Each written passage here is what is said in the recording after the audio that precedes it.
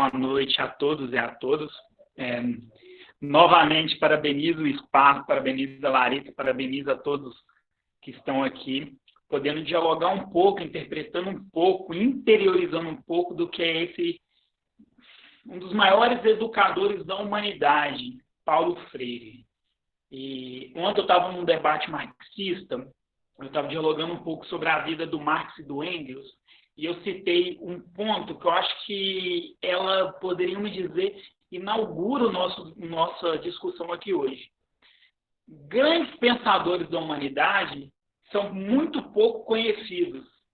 Então, quando a gente fala, por exemplo, de Marx, quando a gente fala de Paulo Freire, enfim, quando a gente fala de tantos outros pensadores, a gente percebe que a maioria da galera comenta muito sobre eles, mas pouco se conhece sobre eles. Então, o que eu pretendo aqui hoje não é pegar o Primeiras Palavras, que é um texto curtíssimo, sensacional e profundo, e lê-lo. Eu almejo pegá-lo e interpretá-lo através de algumas outras perspectivas, tanto da realidade quanto de pensadores que formaram o pensamento de Paulo Freire. Lembrando que o Pedagogia da Autonomia é o último livro efetivo escrito por Freire. Depois vai ter outras obras que vão ser publicadas depois da sua própria morte, coletâneas de artigos e etc. Mas livro escrito, Pedagogia da Autonomia, é o último livro do Paulo Freire.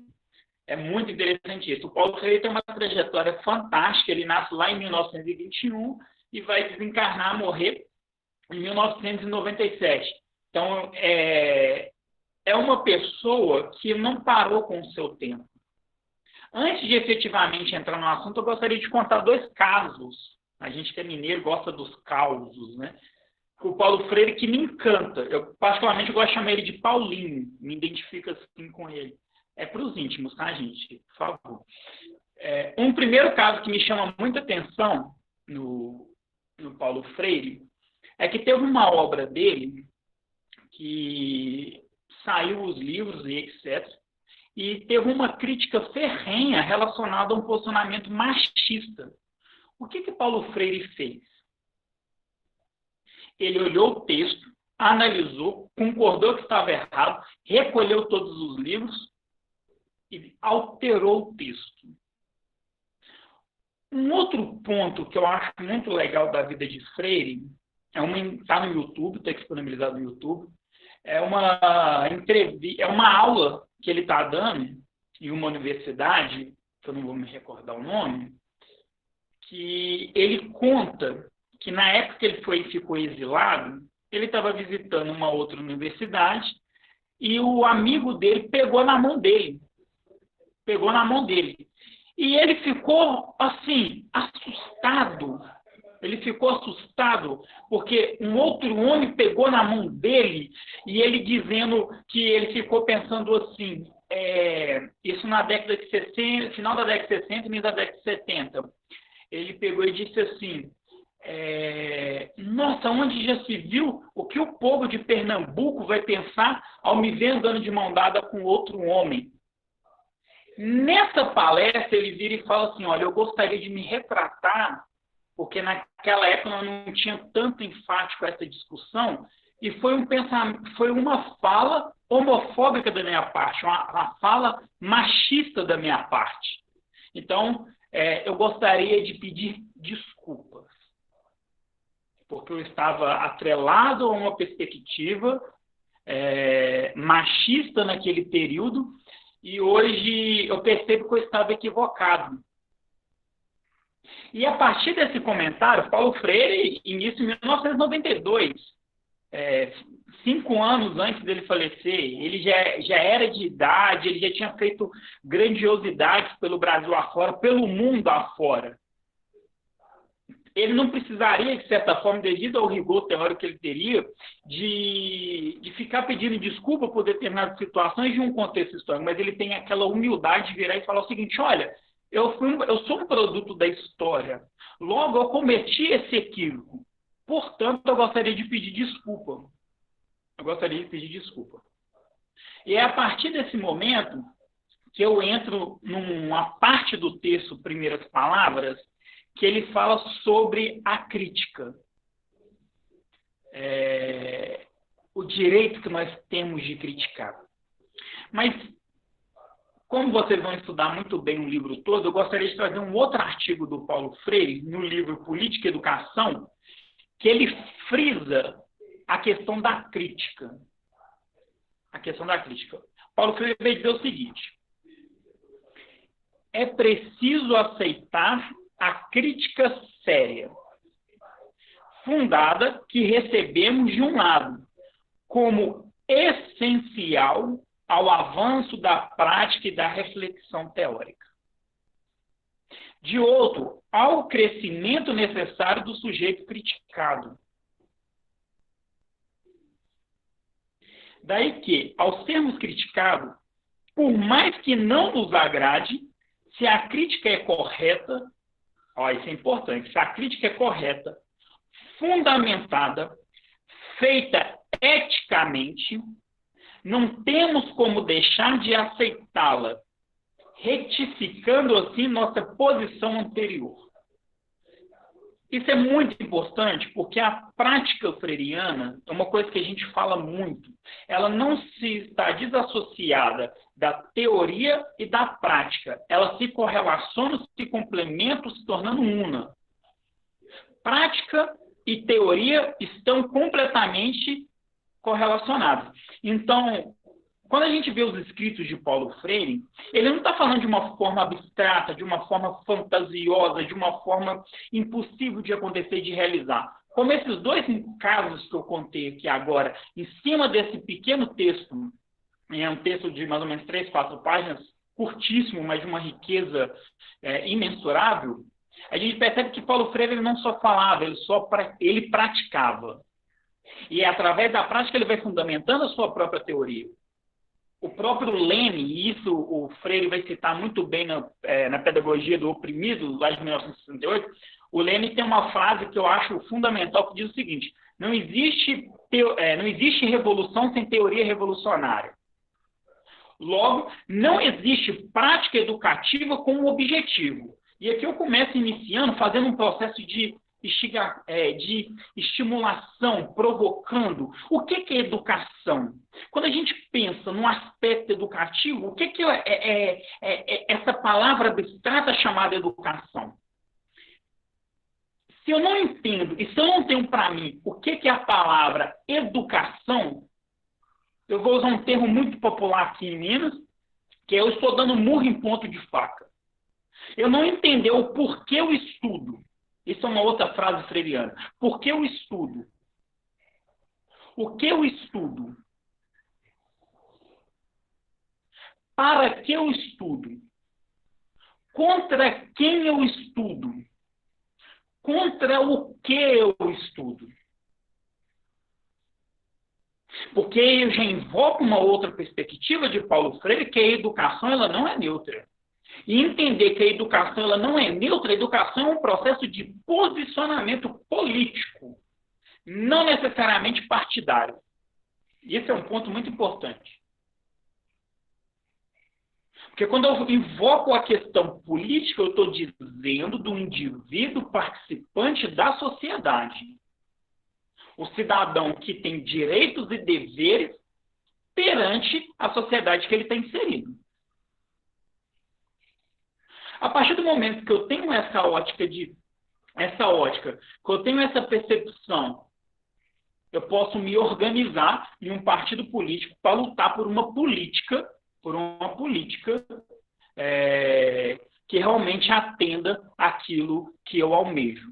E ao se posicionar, eu entro numa perspectiva até do Danival Saviano, que corrobora muito com a perspectiva de Paulo Freire, que a educação ela vai ser, através de um processo histórico, é a formação de uma sociedade e a formação subjetiva dos indivíduos que vivem nessa sociedade.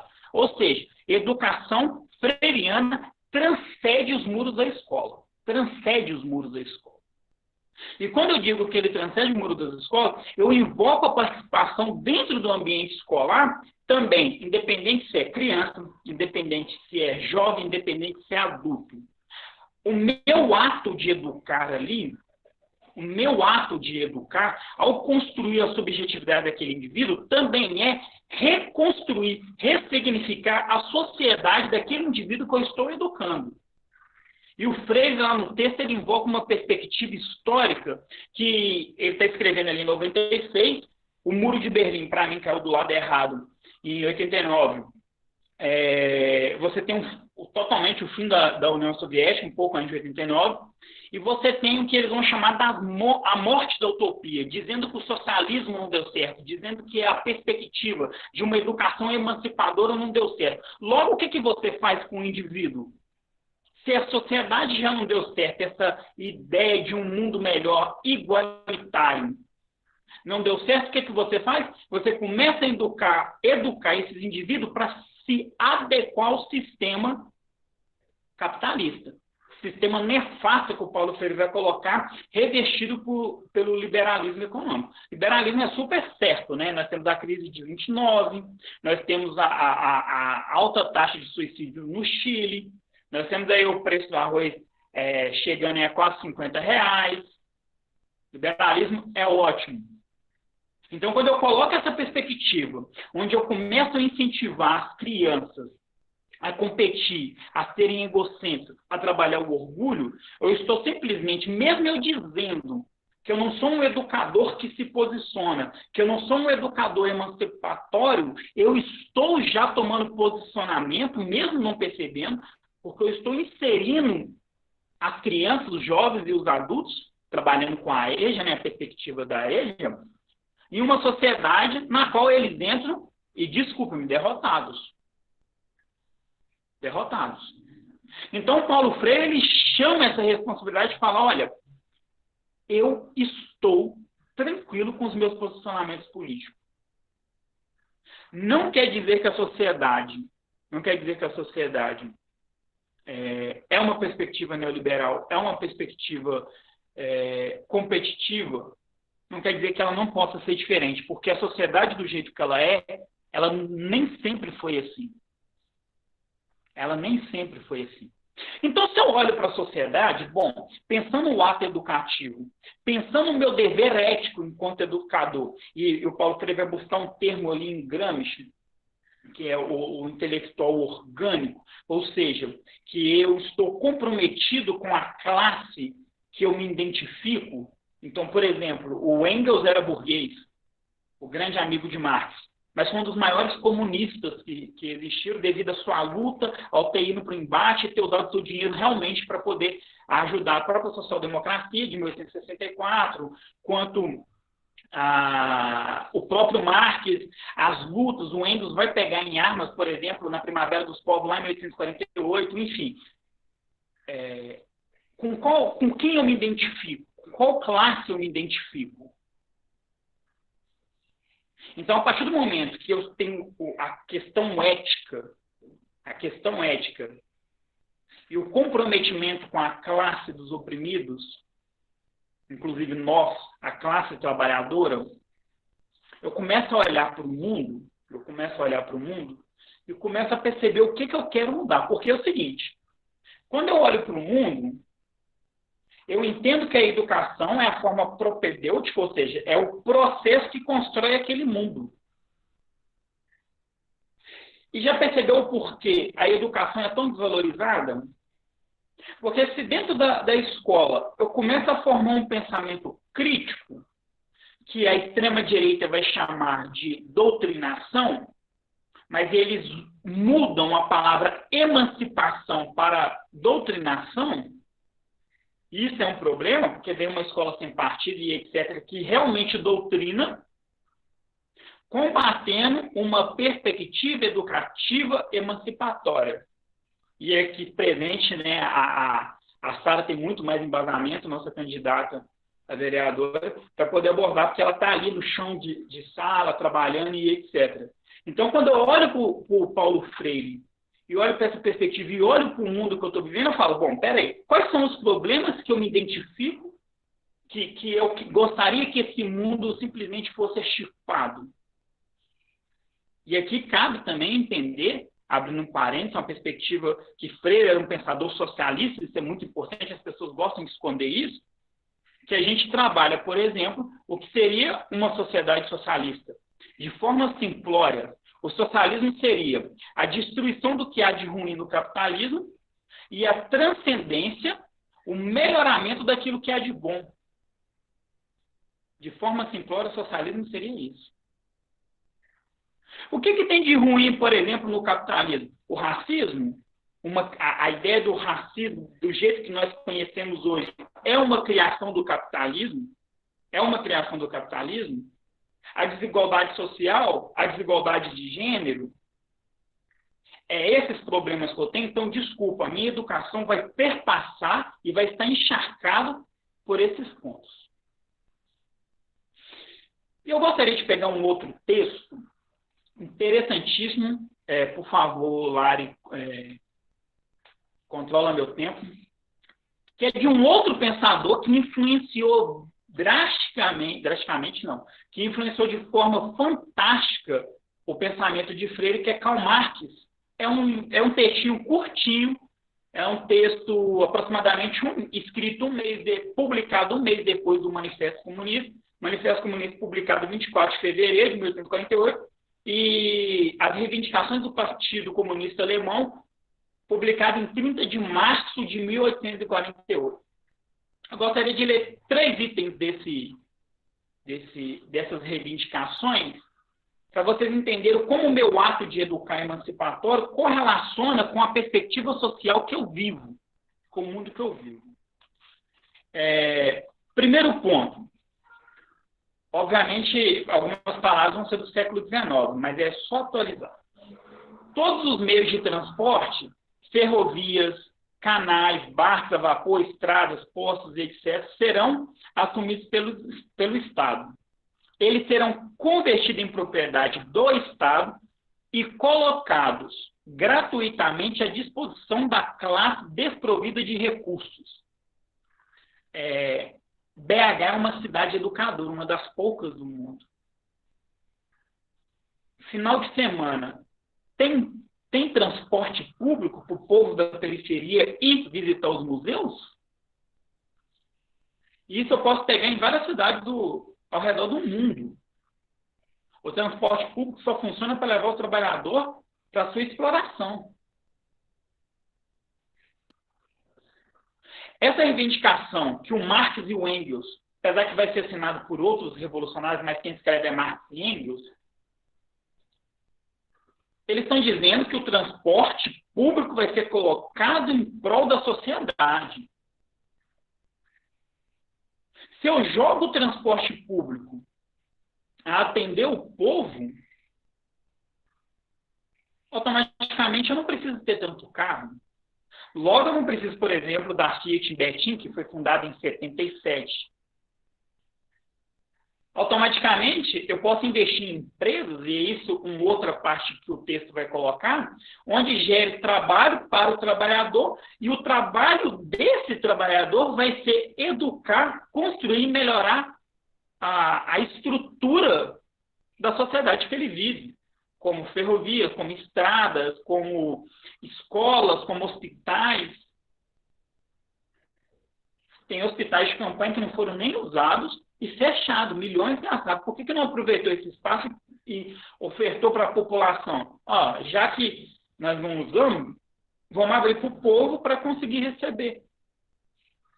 Então, era uma das reivindicações. Então, quando você tem a criança que às vezes não consegue, isso melhorou muito, né? Especialmente da década de 90 para cá, da década de 90.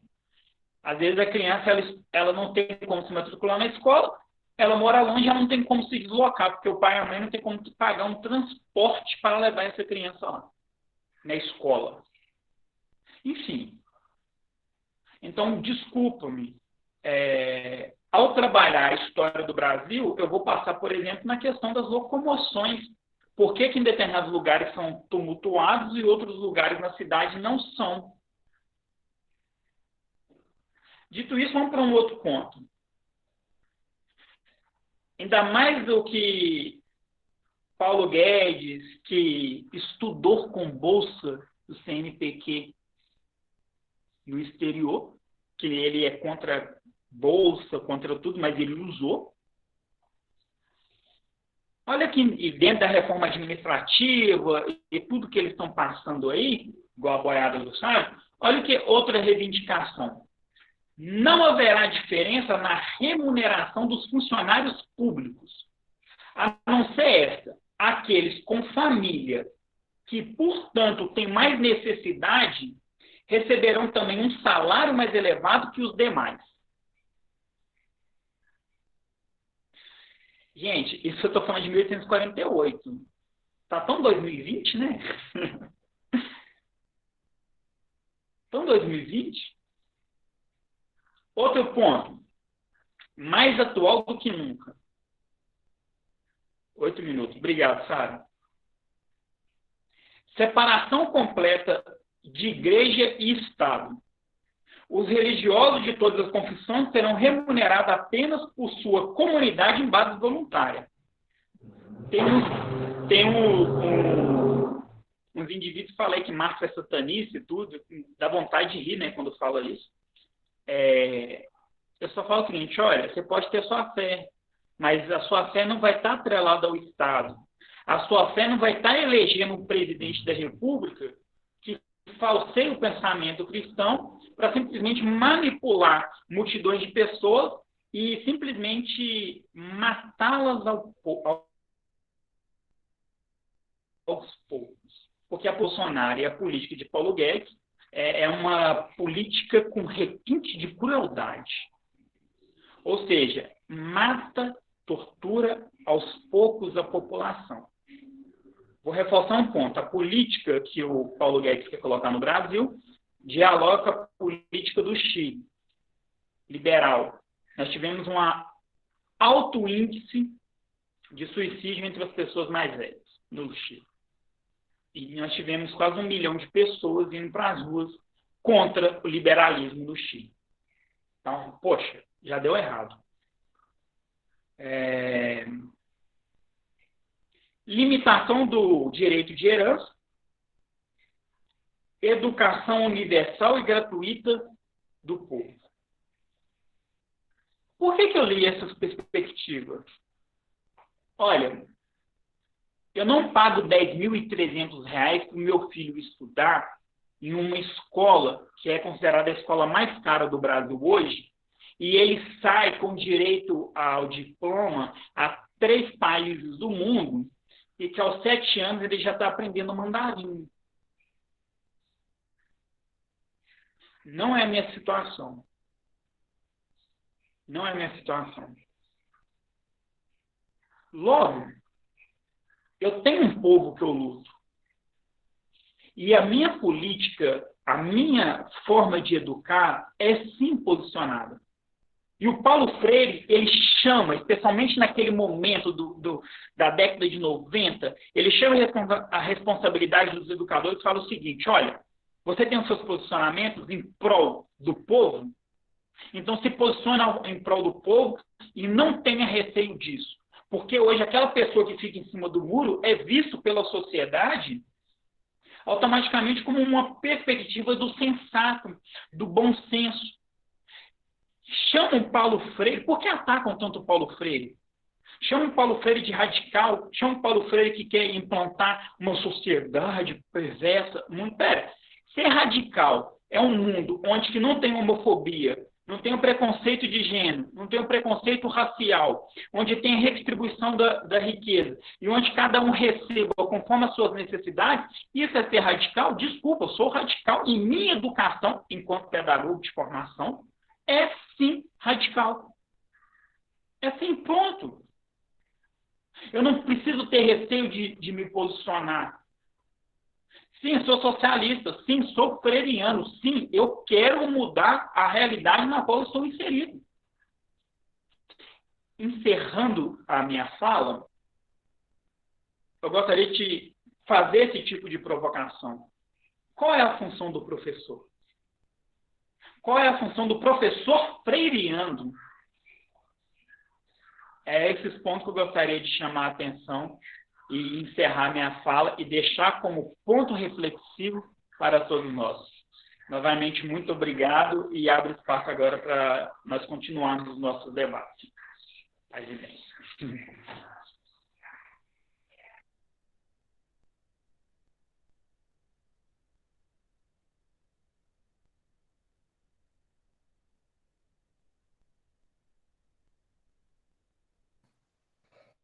Então, gente, muito obrigada, Juan. Nossa Senhora.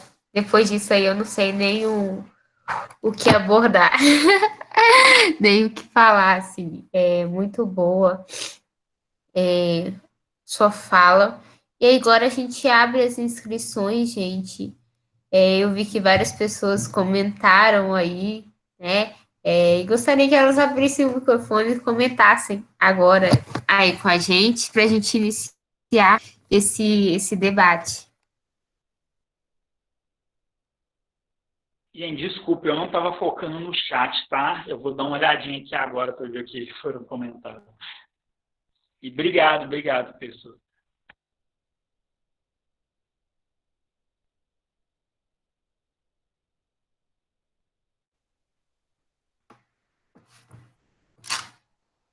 Alguém quer comentar? Eu acho que, como o Juan já falou, né, o Pedagogia da Autonomia, né, ele vem dessa importância da autonomia para a criticidade e para a emancipação do ser, assim. Eu pego muito nesses âmbitos aí.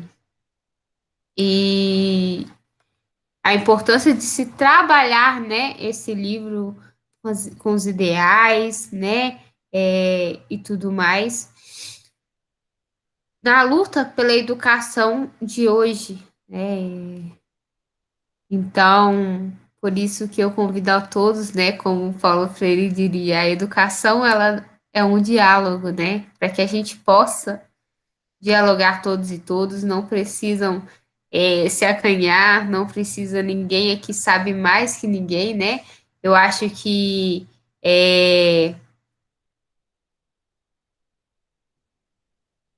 já vou falar, Rainei, é aquela questão, né, que a gente, para quem esteve no nosso curso de educadores populares no sábado, né, ninguém sabe de tudo e ninguém, né, não está apto aí para aprender. Então, assim, que a gente possa construir esse aprendizado juntos. Vou estar respondendo a pergunta do Rainei, e aí depois o Antônio pode fazer a pergunta para o Juan. Deixa eu só responder. Rainei, o grupo de leitura freiriano, ele acontece nas sextas, né? De forma quinzenalmente. Ele aconteceu hoje e acontece daqui a 2 semanas também. E cada semana alguém é convidado, ou se alguém se interessar também, do grupo mesmo, em fazer a apresentação, está super aberto aqui para todos e todas, né, participarem. E aí a gente dá 2 semanas para as pessoas lerem, tipo, o capítulo. Se não ler também não tem problema, isso não é empecilho, mas que a gente apareça aqui, né, daqui a 2 semanas e discuta, por exemplo, o capítulo 1. E assim, os 3 capítulos do Pedagogia da Autonomia, que ele é um livrinho menor, mas um livrinho de extrema importância. Então, é assim que funciona, Rainei. Qualquer dúvida, você pode me perguntar aí, se eu não tiver respondido. E, Antônio, pode fazer a pergunta. Boa noite. Boa noite, tá dando para me ouvir? Sim, Tudo bem? Qual que é o nome do professor mesmo? Esqueci. Juan. Ô, Juan, massa demais a apresentação, sabe? Curti demais. Eu até comentei lá suas falas, eu achei muito válida todos os posicionamentos e tal. Eu também acredito nisso que você está falando. Na verdade, uma pergunta minha, ela é um diálogo do Freire com um escritor. Ele Eu não sei a nacionalidade dele direito, mas ele fala sobre a inclusão perversa. Não sei se vocês ouviram falar desse termo. A inclusão que ela é ditada de uma forma que ainda favorece a elite, né? A inclusão ela pode existir mas ela ainda é perversa, né? Ela ainda favorece, é uma inclusão que ainda favorece a elite. É uma coisa que o Freire sempre toca, né? Que aquela coisa de vir por cima é sempre desconfiável, né? Na pedagogia do oprimido, ele fala muito isso, que a transformação ela tem que vir do povo, né? Do povo e com o povo, né?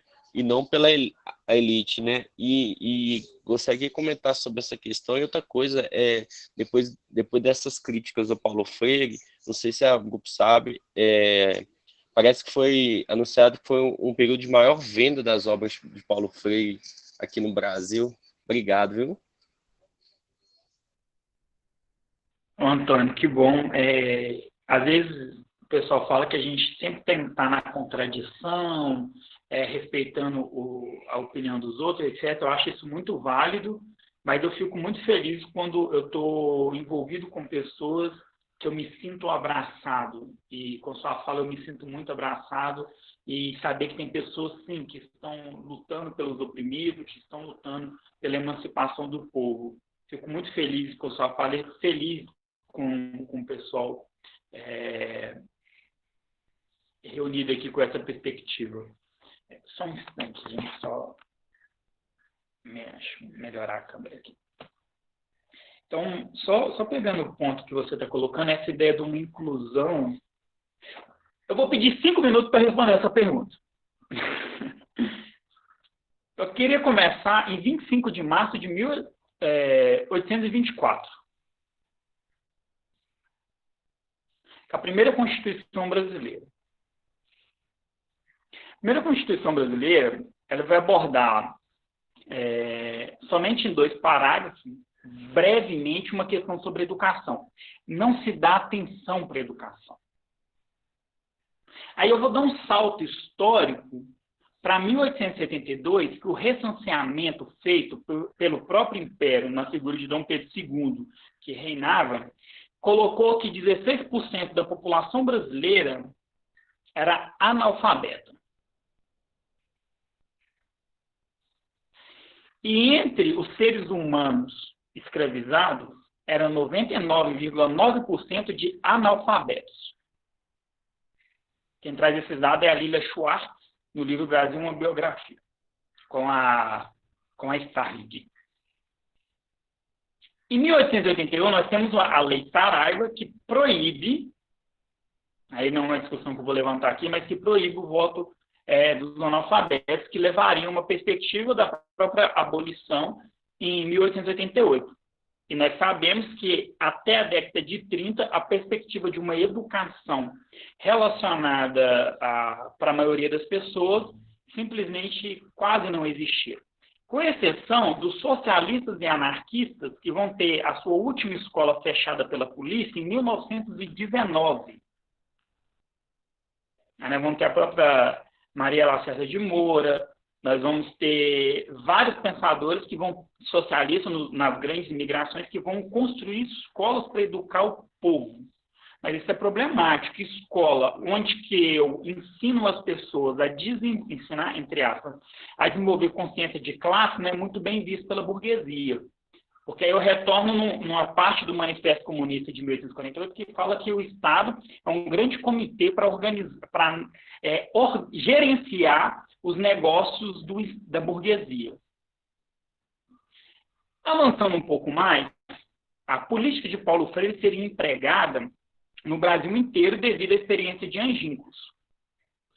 Todavia, teve o golpe de 31 de março de 1964 e foi substituído posteriormente pelo que nós vamos chamar de Mobral. Completamente corrupto, não teve um avanço de forma nenhuma. Por pressão de fora e uma perspectiva liberal, na década de 90 você tem uma grande construção de escolas. Então você joga todo mundo dentro da escola. Inclusive vai entrar a BNCC, a perspectiva que a gente conhece, em 1996. Não basta só colocar as pessoas dentro da escola. É muito mais além do que isso. E nós vamos ter leis relacionadas à própria questão da cultura afro-brasileira, e aqui falo também como professor de capoeira, jogo capoeira há 27 anos, 26 anos. Então, quando eu olho para a representatividade da cultura afro-brasileira dentro das escolas, das leis relacionadas à costa, é de 2000 para cá, efetivamente, que vai começar a ser aplicado. Mas por que eu fiz esse balanço desde o que nós chamamos de Brasil? A elite nunca deixou de ser educada nesse período. A elite nunca deixou de ser alfabetizada. A elite nunca deixou de fazer curso superior e se graduar. Nunca foi negado para a elite o direito de educação. Tem um termo muito antigo chamado Le Prenglese, lá do período imperial, colonial imperial, que até hoje existe. Nossas leis, da Constituição, por exemplo, de 1988, é uma coisa maravilhosa. Lei para inglês ver. Ou seja, no papel é maravilhoso. Mas na prática nós temos problemas. Finalizando essa questão, desconfie sim, eu desconfio profundamente quando vem da elite. Porque a elite, ela é egocêntrica ao máximo. Então, primeiro eu, depois aos meus, aos outros nada. Então, sim, se a gente não se organiza enquanto classe trabalhadora da educação, a elite vai atuar de forma bem intensa e vai continuar manipulando o mundo do jeito que é manipulado. Desculpa se eu me delonguei, gente.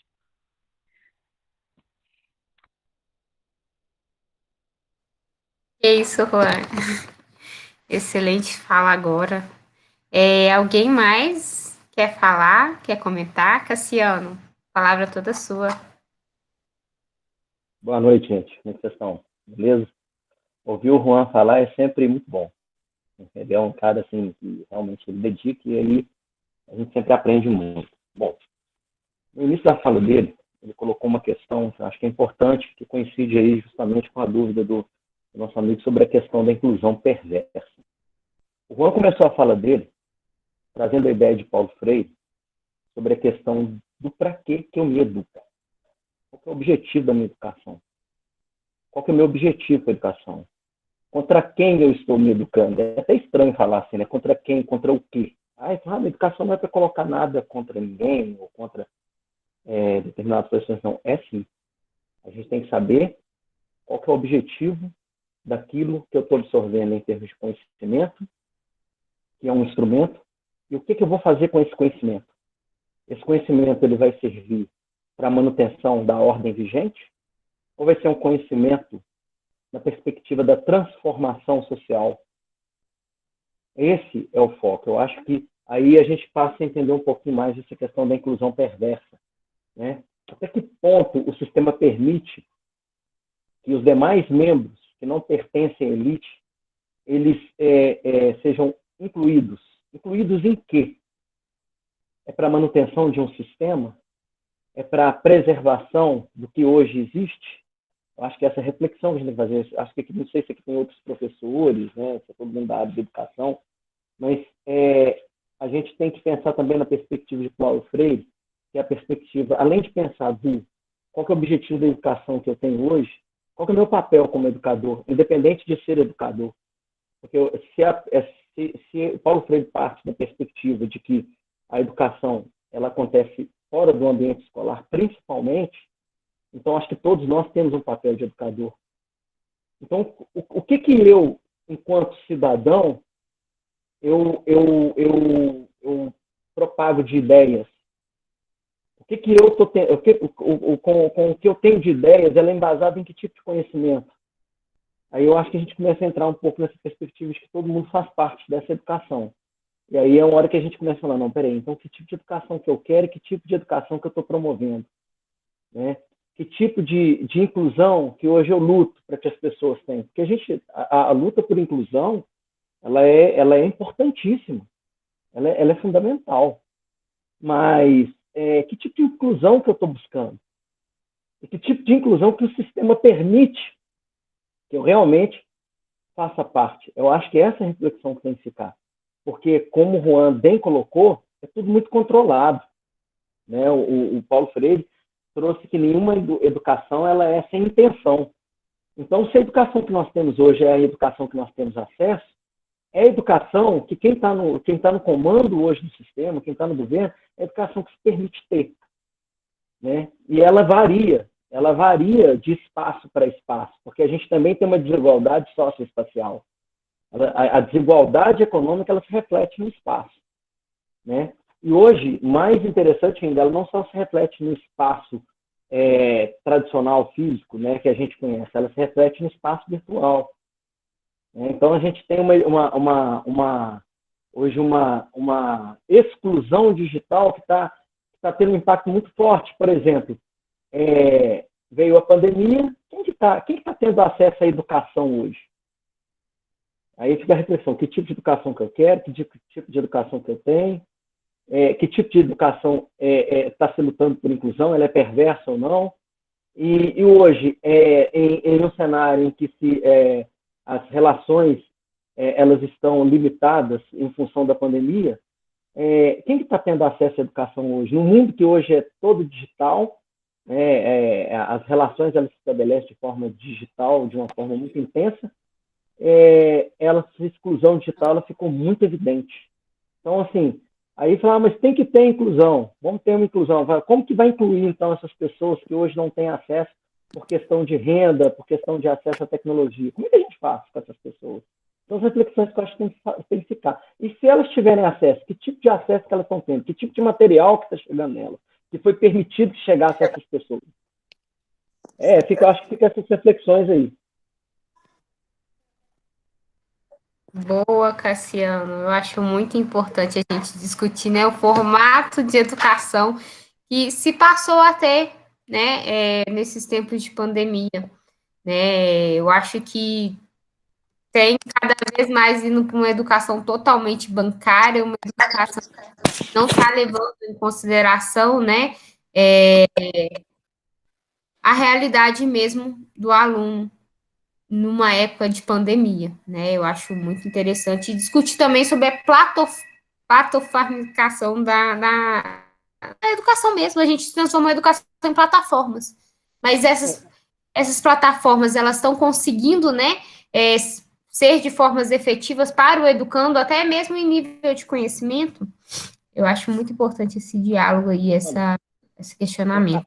A pandemia, no meu ponto de vista, ela só trouxe a fragilidade do sistema educacional, da forma como a educação hoje ela está formatada, né? E como o capitalismo ele vê eu vou estar lendo aqui.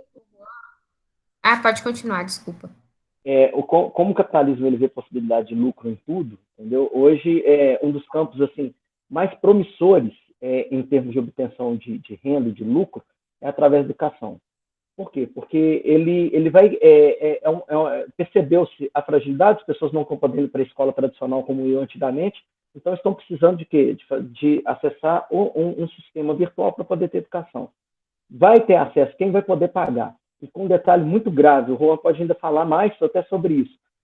A educação, se ela fazer parte, ela se tornar um produto de venda do mercado, a tendência dela é que ela se padronize. E aí vem o grande problema, padronizar a educação. A educação hoje ela já serve a um sistema. E se ela se tornar ainda mais, né, mais um produto de venda desse sistema, ela tende a se padronizar. Por quê? Porque ela vai trabalhar com a maioria. Ela vai se padronizar conforme a maioria. O que eu quero dizer com isso? Imagine um sistema de estudo, uma plataforma de estudo. Eles não vão fazer uma plataforma de estudo considerando as particularidades que existem em cada uma das sociedades, em cada grupo social, em cada comunidade. Como hoje prevê, por exemplo, a LDB, os parâmetros curriculares, eles preveem o quê? Existe uma parte de núcleo comum, uma parte diversificada. Essa parte diversificada, ela fica para aquela comunidade, ela trabalhar as particularidades que naquela comunidade existe. Você acha que o capitalismo, se alguém que está vendendo um produto, uma plataforma, vai ter esse tipo de preocupação? Já entra em conflito com a legislação que tem. Então, assim, até que para implantar esse tipo de coisa é complicado. Por quê? Porque existe uma legislação. Só que quem comanda a legislação hoje, atualmente, é o quê? São representantes de um sistema que já está estabelecido. Então, existe uma série de conflitos que está acontecendo na atualidade, que foi assim, muito colocado frente a essa questão da pandemia, que se tornou frágil, e está abrindo campo para outras possibilidades de ganho financeiro, que a gente tem que tomar cuidado. E aí eu acho que é importante discutir Paulo Freire, sabe, assim, de uma maneira como está sendo feito agora. Por quê? Porque o Paulo ele é muito atual, como diz o Paulinho, é muito atual. As coisas, as teorias, as reflexões que ele fazia, elas cabem hoje. Por isso o ataque a Paulo Freire, por isso que se ataca tanto Paulo Freire. Não só Paulo Freire, como todo aquele, como diz o Juan colocou ali. Ele é radical. Se ser radical é querer tudo aquilo que ele pontuou ali, então ele é radical. Eu também sou, acho que a maioria aqui do grupo também é. E isso é importante. Então, assim, o ataque a Paulo Freire ele vai se intensificar como a qualquer outro pensador, filósofo, ou pedagogo, ou professor, que traga essas questões para reflexão. E a gente tem que tomar muito cuidado. Por quê? Porque hoje as nossas reflexões elas são feitas principalmente em cima da rede. E a rede da internet, ela traz muito fake, traz muita informação falsa. E às vezes vem de pessoas que você, às vezes, até admira. Então, é um período bem complexo. E discutir Paulo Freire agora eu acho fundamental. Acho que eu falei demais. Se eu estiver falando demais, vocês me... Boa, Cassiano, não. Eu acho que falou o necessário, né? É muito importante esse debate, concordo, assim, com tudo que você falou, né? E eu acho que, na verdade, a pandemia, ela veio para mostrar a crise total do capitalismo, e não só na área da educação, né? Em todos os anos aí a gente vê que o capitalismo não está dando certo, né? Que esse sistema que a gente tem não está dando certo. Eu vou estar lendo aqui para o Juan estar respondendo. A Elisa Jordão fez uma pergunta. Tempos atrás, o governo federal atacou sistematicamente Paulo Freire, sendo a educação um ato político. Como o senhor, não, fiquem senhor, como o Juan vê essa questão alinhada a uma ausência de política educacional em tempos de pandemia, por parte do Ministério da Educação? Enfim, eu acredito que o Cassiano já introduziu um pouco a resposta, mas eu gostaria de acrescentar alguns poucos argumentos perante a pergunta tão necessária da nossa companheira. A primeira coisa que eu gostaria de reforçar, da gente pensar o ataque ao Paulo Freire, é eu pensar o governo que nós estamos vivendo. Para mim, é um governo mais perigoso do que é de 64. Como assim, Juan? Porque as coisas não estão explícitas no sentido que foi aquela época. Ou seja, regime fechado, não está anunciado que está fechado. Mas igual a Lila Schwartz, recentemente no programa Roda Viva, falou, eles estão corroendo as instituições por dentro. Por dentro. Isso é muito problemático, porque para a gente se levantar do que realmente o caminho que a gente está levando... Gente, desculpa, não é animador o futuro do Brasil. A gente não sentiu ainda o congelamento dos tetos dos gastos públicos. As reformas trabalhistas, as reformas administrativas, nós não sentimos ainda esses efeitos. Então, quando eu começo a atacar Paulo Freire, a primeira coisa, o Paulo Freire ele tem uma perspectiva emancipatória, mas rigorosa. Isso aqui é importante. Paulo Freire não brinca com conhecimento, com a educação, com a ciência. Paulo Freire não brinca com isso. Paulo Freire estrutura o pensamento crítico. Paulo Freire estrutura o pensamento racional. Paulo Freire tem a exigência com aqueles que têm condição de estudar profundamente. Porque às vezes a gente pensa em Paulo Freire e acha que estamos falando de um cara que é o seguinte, tudo pode, tudo é aceito. Não. Nós, classes trabalhadoras, temos as nossas virtudes, mas temos nossos defeitos também. Então, esse é um ponto muito importante. Quando eu começo a virar e falar que Paulo Freire destruiu a educação brasileira, eu tenho um monte de gente, a grande massa, isso é uma responsabilidade também do governo PT, que a gente não vai discutir aqui, que simplesmente, quando tem acesso a uma informação, sabe ler e escrever, mas não tem um processo de interpretação. Aí eu olho para a educação e falo assim, a educação está com problema? Tá. Aí me aparece um doido falando que a culpa é de Paulo Freire, que inclusive esse indivíduo, esse senhor, está ocupando a cadeira da presidência da República hoje. Aí eu falo, bom, ele teve não sei quantos milhões de votos. A voz dele ecoou nos 4 cantos do Brasil. E ele está falando que Paulo Freire foi que destruiu a educação. Isso é uma tática sensacional, porque eu começo a tirar a base intelectual da classe trabalhadora e começo a incapacitá-la, a desencorajá-la, a simplesmente desanimá-la com uma transformação de um mundo justo. E eu encerro essa fala colocando o seguinte: luta de classe não é só quando a gente fala de pobre versus rico. Luta de classe é lá na escola, luta de classe é no ensino remoto agora. O conceito luta de classe é muito mais profundo do que nós imaginamos. Não é um conflito de rico contra pobre, não é isso. Isso é mínimo, é muito mais profundo. Então, por isso que é muito importante, por exemplo, estudar quem os intelectuais que o governo ataca. Gramsci, Marx, Lenin, Trotsky, Rosa Luxemburgo, Angela Davis, Fanon. Estuda essa galera que a direita ataca, você vai estar estudando gente boa. Você vai estar estudando conhecimento. Você vai estar estudando realmente uma proporção de embasamento para transformar a realidade. Destruir, entre aspas, atacar para destruir o pensamento de Paulo Freire é simplesmente tirar a base da classe trabalhadora de poder se reconhecer enquanto gente.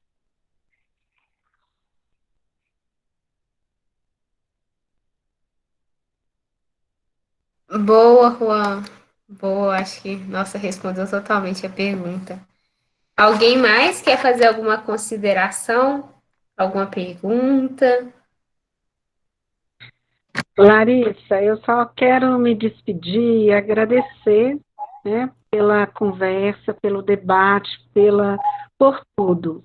E já deixar aqui, né, o meu agradecimento especial ao Juan por trazer uma reflexão que, aparentemente, né, como já foi falado, o livro Pedagogia da Autonomia parece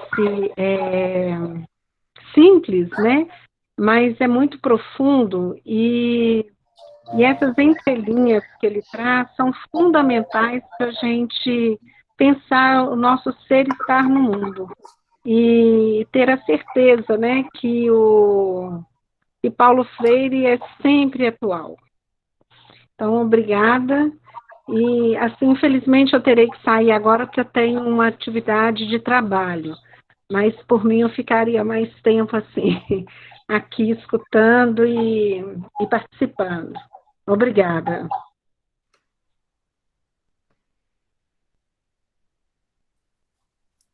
Nós que agradecemos, Cláudia. Pode ir, Renata. Vocês estão me ouvindo. Eu acho que a minha câmera está virada para o outro lado, né? Agora que eu vi. Bom, desvirou. É impressionante essa coisa do Paulo Freire ter sido atacado exatamente pelos grupos que assumiram a identidade dos cristãos. Porque nada mais cristão do que a pedagogia do Paulo Freire. E por isso que isso é um dos motivos de ser tão difícil ser freiriano. Porque o Freire está propondo não só uma pedagogia, ele está propondo um estilo de vida. O tempo todo o Paulo Freire está dizendo que o educador ele não consegue se dissociar desse papel, né? Ser educador é um modo de estar no mundo, não é bater ponto. Paulo Freire aqui não está dizendo de alguém que entra na escola e se torna professor ali de 7 às 11h30, sai dali e a partir dali ele volta a ser outra pessoa. Não, ele está dizendo de ser educador em tempo integral. E isso é muito difícil. É um modo de ser no mundo, é de estar no mundo, e o tempo todo se questionando e combatendo essa desigualdade social tão brutal que ele vai falar aí nas primeiras palavras, né? Ele vai falar, porque eu fico tão enraivecido quando eu me deparo com essa desigualdade social.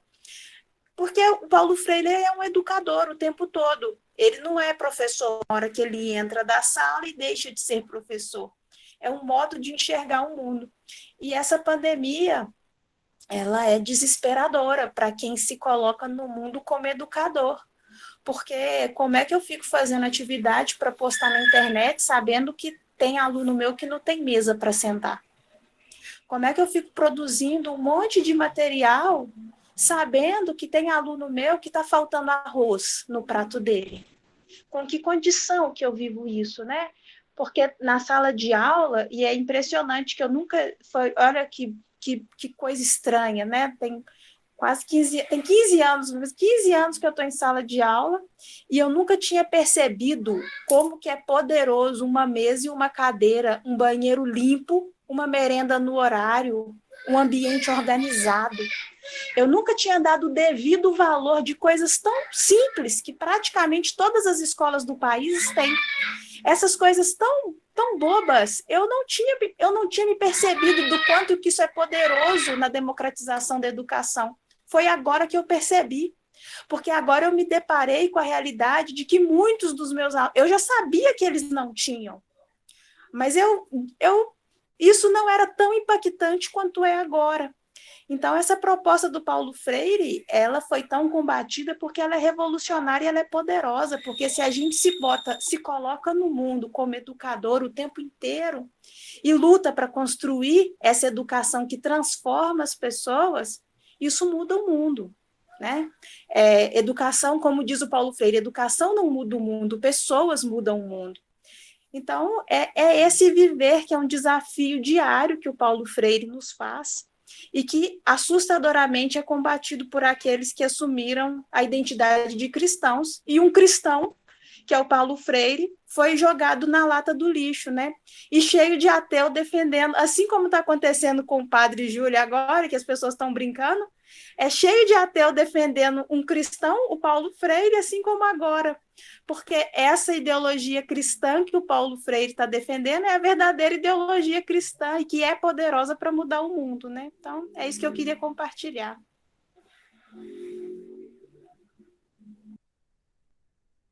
Que fala, gente. Que fala. Nossa, eu senti o sentimento todo aqui dentro de meu coração. Não sei nem o que falar depois disso. Mas eu me senti muito contemplada e muito... Pode ir, Cassiano.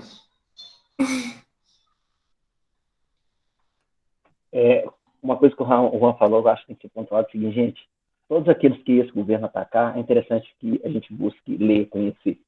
É uma dica excelente, porque esse governo, o do governo é contrário a Paulo Freire, assim como ele é contrário a vários outros que pregam uma educação realmente que promove uma mudança positiva na nossa sociedade. Então, isso é muito importante. Agora, o Juan apontou um negócio aí, que ele falou da corrosão das nossas instituições, né? Isso faz parte de um plano, de uma política. É uma política que destrói tudo aquilo que é público em detrimento daquilo que é privado, para que tenhamos, né, o predomínio daquilo que é privado. E o Juan pode até falar um pouco sobre essa questão do privado, ele tem uma bagagem bacana para poder falar aí o significado real do que é privado, porque muita gente acha que o comunismo, você não vai poder ter a sua casa, você não vai poder ter o seu carro, e a ideia não é por aí. Né? Isso vai muito além disso. Isso é uma forma muito simplória, errada de ver a coisa. Nem simplória, é errada. Porque o capitalismo, a sociedade hoje, da forma como ela é estruturada, a força dela está na questão do privado. Então, combater o que é público é fundamental. E aí o Juan apontou uma coisa sobre essa questão da corrupção de instituições. com as reformas que aconteceram. A gente perdeu aí vários direitos, né, foram direitos trabalhistas, direitos previdenciários. Tá para acontecer uma reforma tributária que também ela vai acabar de promover ainda mais a desigualdade social e a concentração de renda, mas agora a gente está diante de uma reforma administrativa. Né? A reforma administrativa, aí eu estou falando também como funcionário público. A maioria dos professores aí também dão aula na educação pública. Então, assim, o que hoje uma das coisas que se pretende combater como se fosse algo mal, a questão da estabilidade. Uma das formas de corroer a nossa instituição é acabando com a estabilidade, que é muito mal vista pela sociedade, porque não entende a função do que é o que essa estabilidade ela significa. E fazendo um link aí com a questão do Paulo Freire, que fala de uma educação autônoma e crítica, né, e fazendo um link com a questão da doutrinação, né? Então, vamos lá, estabilidade, doutrinação, que o governo diz que quer combater, mas na realidade ele promove ao fazer, a adotar esse discurso, né, e a questão da educação crítica.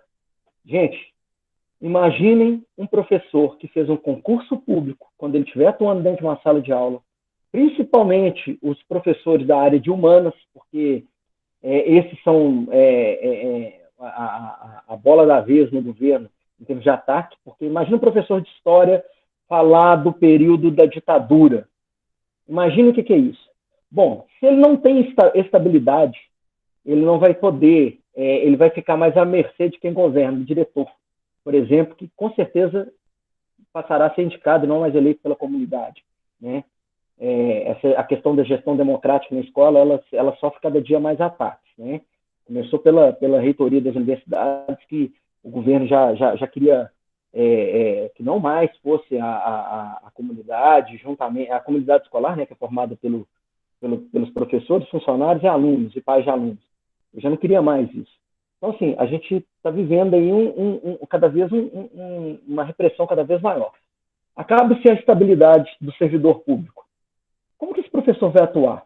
Porque se ele não estiver rezando na cartilha do governo, que vai ser extremamente vigiado até pelos próprios diretores que ali estão, vai ser muito fácil. Ele não vai ter que passar por um rito, um processo administrativo para poder ser mandado embora. Ele simplesmente vai ser acusado porque ele não está produzindo conforme deveria se produzir, deveria se trabalhar. Isso funciona não só para o professor, tá? Isso funciona para todo funcionário público. A estabilidade, quando ela foi decretada na Constituição de 88, ela foi para fazer com que o funcionário ele não ficasse à mercê de um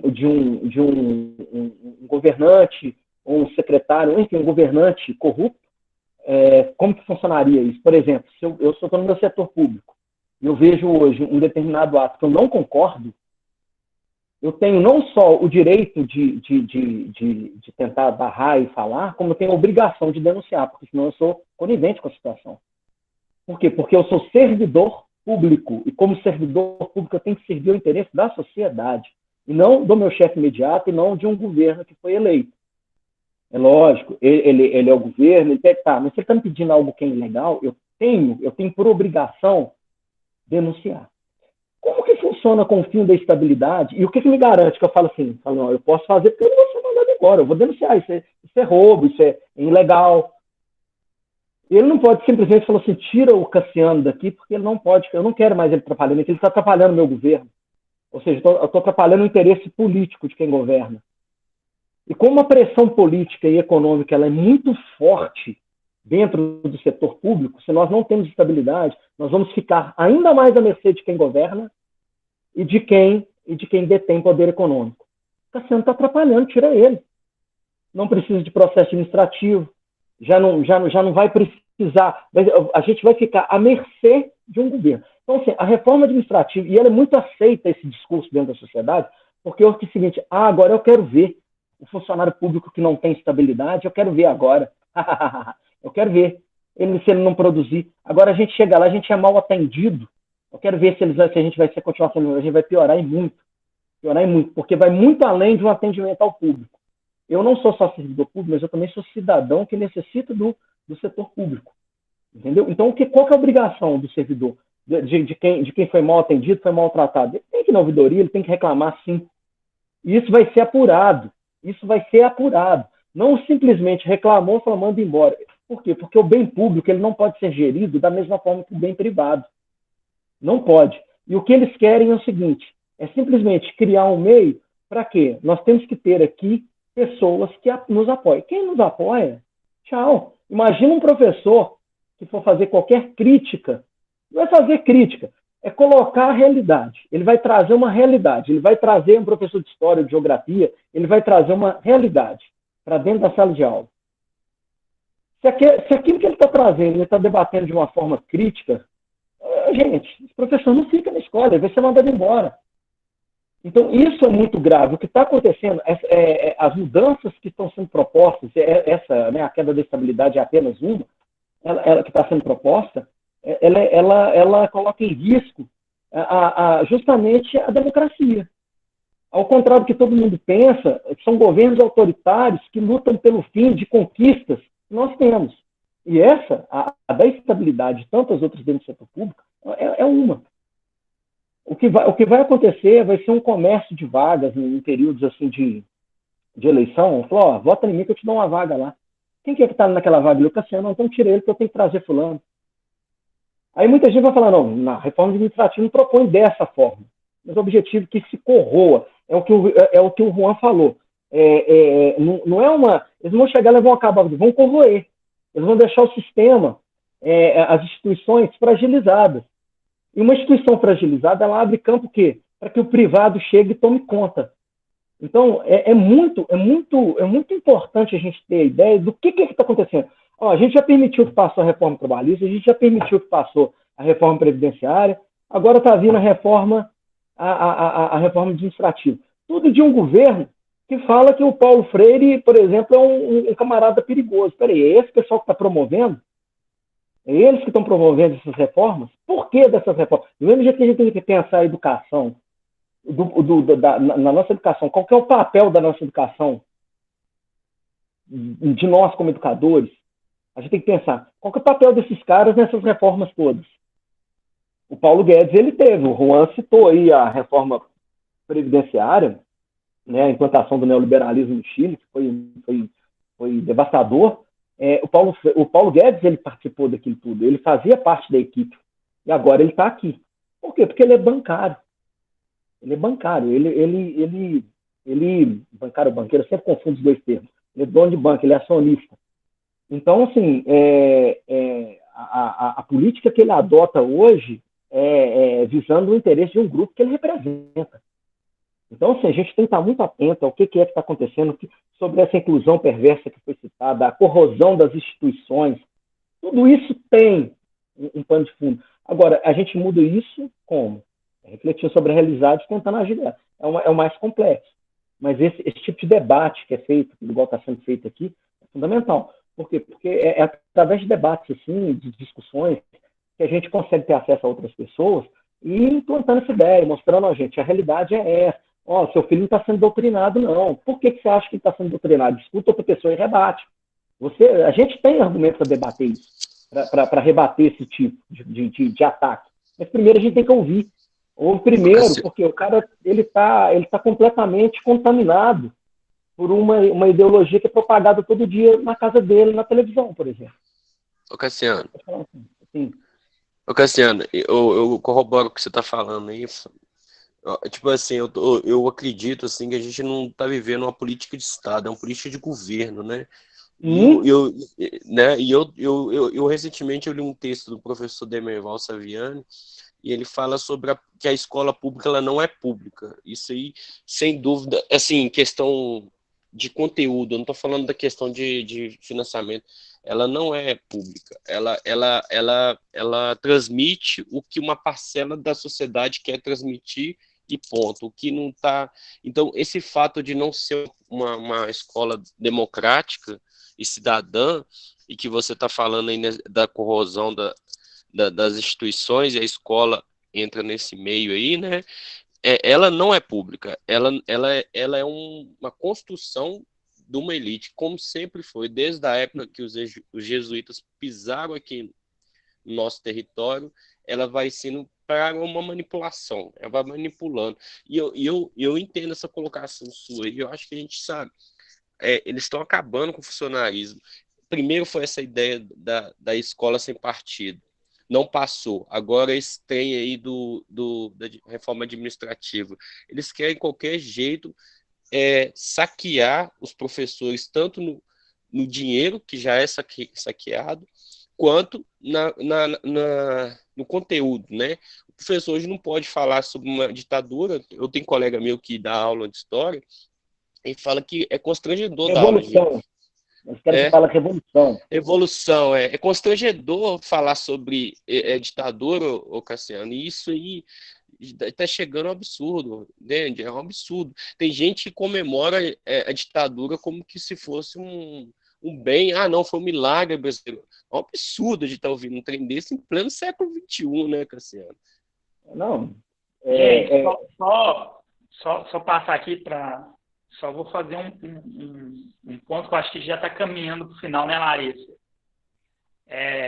Só uma questão. Eu concordo, é um absurdo, mas onde nós erramos? Esse é o ponto que o Paracelso vai invocar. Está entendendo? Foram 21 anos de ditadura militar no Brasil. 21 anos. Em 2020, nós estamos tendo pessoas fazendo manifestação em prol da ditadura e várias pessoas acordando. Então, é coisa que a gente pode pensar enquanto educadores e pedagogos. Passa a palavra para a Larissa, por causa do horário. Não, a gente... eu até aproveito, porque a Cassiana até concluir a sua fala. Você tinha concluído, desculpa, irmão. Quem quiser... Não, eu já tinha concluído, já. Ah, já? Não, tá certo, tá legal. Inclusive, assim, você pode, às vezes, puxar a orelha, que às vezes eu empolgo falando muito, não vejo o tempo, entendeu? Então, o Juan, de vez em quando, puxa minha orelha, ele não tá errado, não. Tá? E às vezes eu não vejo, às vezes o pessoal fala aqui no chat e eu não vejo, tá? Então, assim, eu já concluí, isso, acho que a gente tem que pensar nessa questão mesmo aí da corrosão nas nossas instituições, porque quando a gente fala das instituições, eu concordo com a fala do Antônio, né, quando ele fala que nós não temos realmente uma escola pública, quer dizer, nós não temos uma escola que representa realmente o interesse público.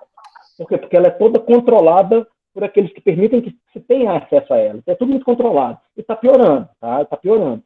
Então, assim, essa questão a gente tem que tomar muito cuidado. E se a gente pensar, poxa, por que do ataque às instituições? Por que desse ataque constante às instituições? Né? Principalmente as nossas escolas, as instituições que o povo mais necessita. É isso. Boa. Teve alguns comentários aqui, eu vou estar lendo eles.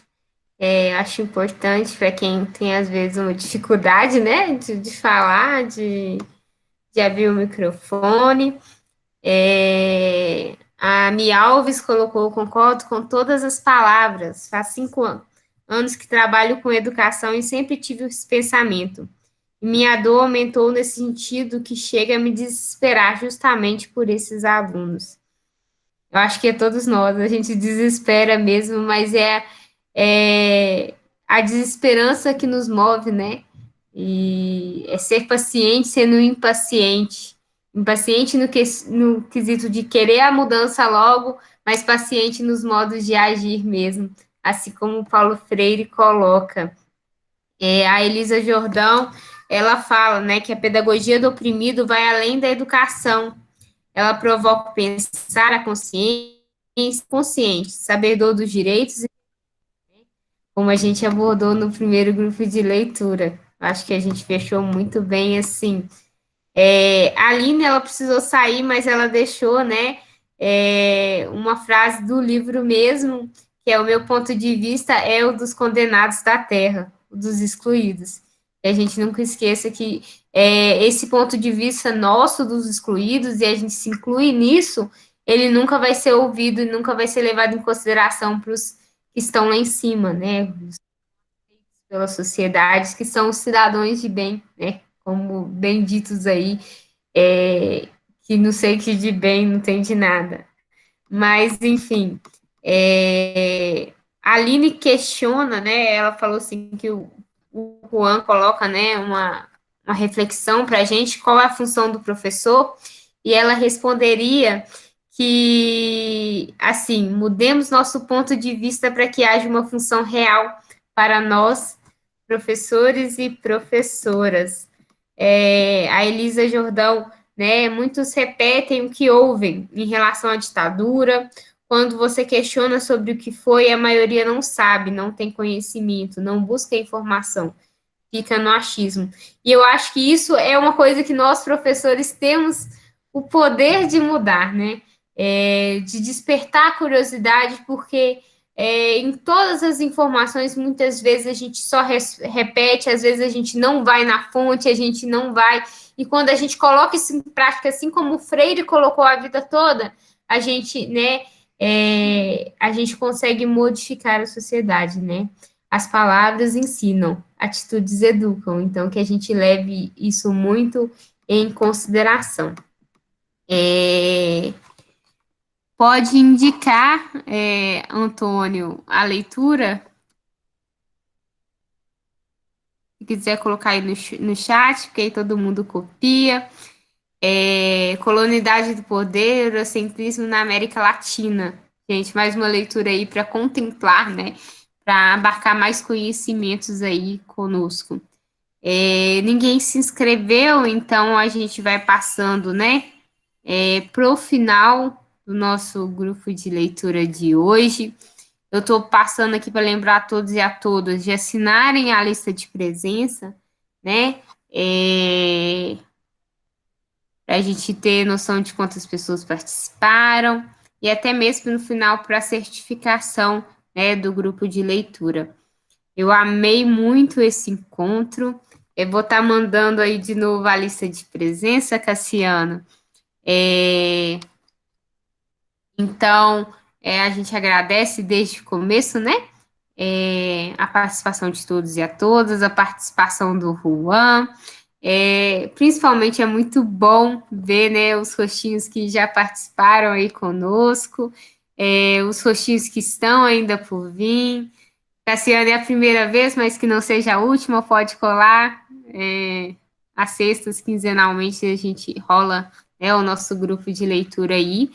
E eu passo a palavra para o Juan para ver se ele quer fazer mais alguma consideração final, para a gente já encerrando aí. E já agradeço muito por parte da Rede Emancipa e aproveito para deixar um convite para vocês, principalmente, né, para aqueles que são de Minas Gerais. Amanhã, às 15 horas, a Rede Emancipa vai estar num debate com uma das nossas coordenadoras, né, que está, né, na luta e na institucionalidade para tentar modificar, né, estarmos em todos os espaços para tentar modificar a sociedade em qual vivemos, né, que é a Sara Azevedo, pré-candidata a vereadora aqui de BH, né, e também vai ter a presença do Marcos, que é professor nosso de Ibirité, que é pré-candidato a vereador de Ibirité mesmo. Então, quem quiser colar, quem quiser participar, mesmo para os que não são de Minas ou que não são de BH, não votem em BH, eu gostaria muito de convidar vocês para participar. A gente vai discutir, né, o que é educação popular, né, baseado em Paulo Freire, baseado na nossa luta enquanto movimento social de educação popular, pode ensinar, né, para as escolas de BH e para as escolas formais aí da sociedade. E como que a gente pode fazer essa mudança baseada na educação popular aí, nessa educação formal. Então, quem quiser participar, vou deixar aqui o meu número do WhatsApp, para quem não está lá no grupo, e pode estar participando aí desse debate. Quem não tiver no grupo pode me chamar também, que aí eu te acrescento no grupo de leitura, tá, Raine? Se quiser me chamar aí no WhatsApp. Mas o próximo grupo vai ser daqui a 2 semanas, então no dia 2 de outubro. setembro, outubro, isso. Estão aí, reitero o convite para que todos e todas estejam presentes novamente. Juan, a palavra é toda sua, senão não deixe você falar, não. Novamente, eu gostaria de parabenizar esse espaço e saudá-lo novamente, reforçar a importância, como o Cassiano colocou, de esses lugares estarem sendo desenvolvidos, estarem sendo incentivados. Agradecer também a presença do Grupo de Pesquisa Social Espírita, que tem uma perspectiva social, que veio participar hoje aqui também, inclusive eu e o Cassiano participa desse grupo, e Mário, Osto, Carol, Jéssica estão aí também. E simplesmente agradecer o carinho, a atenção de todos que estão aqui, que realmente acreditam na praxis social, ou seja, na transformação real da sociedade, através de estudo, através de sentando na cadeira, lendo e entendendo Paulo Freire, lendo e entendendo Marx, lendo e entendendo Angela Davis, lendo e entendendo os pensadores que realmente proporcionam o senso crítico e de transformação da realidade. Por fim, muito obrigado. Eu me sinto contempladíssimo de estar presente com vocês. Reforço o convite da Larissa para amanhã, acho que vai ser um ganho imenso para todos, e agradeço a Larissa também pela oportunidade. Muito obrigado, paz e bem a todos. Gente, então é isso. Deixo aí para quem quiser entrar no nosso grupo de WhatsApp aí. Cassiano, Rainei, que não está ainda. Super aberta a participação de vocês e a todos do grupo de pesquisa, né? Eu iniciei com vocês, mas, eu não consegui manter, mas reitero o convite aí para vocês estarem participando conosco aqui da Rede Emancipa. Muito obrigados a todos e a todas. Até dia 2 de outubro, e estamos juntos aí, né, nessa luta aí, nessa garra no dia a dia. Muito obrigada, gente.